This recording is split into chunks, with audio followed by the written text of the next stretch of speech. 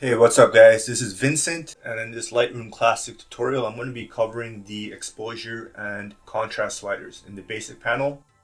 Right now I'm in the develop module looking at this photo in Hangaroa or in the Easter Island. The exposure slider, it affects the overall exposure or brightness of the image. So if I scroll this exposure slider to the right, you'll see every part of the image get brighter. And if I scroll it to the left, every part of the image will get darker. So pretty much the exposure slider, it impacts the entire image's exposure or brightness value. On the other hand, the contrast slider, it works a little bit different. What it does is it makes the bright areas brighter and the dark areas darker. So I'm going to scroll the contrast slider to the right and just pay attention how this part or the sky gets brighter and the foreground or the grass here gets darker. So I'm just going to scroll it to the right a little bit, and you can see the foreground and the dark area pretty much become black almost, and the sky gets much more brighter. It gets a little bit more saturated as well.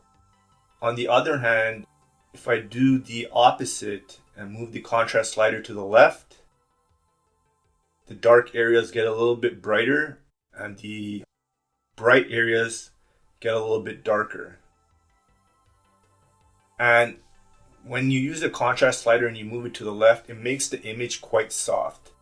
The contrast slider, it also gives a perception of sharpness. It makes the image look sharper just by making the highlights brighter and the shadows darker. I'm going to demonstrate that in this picture right here in Angkor Wat. So look at the image right now, and then once I increase the contrast, you'll notice that the image looks a little bit sharper.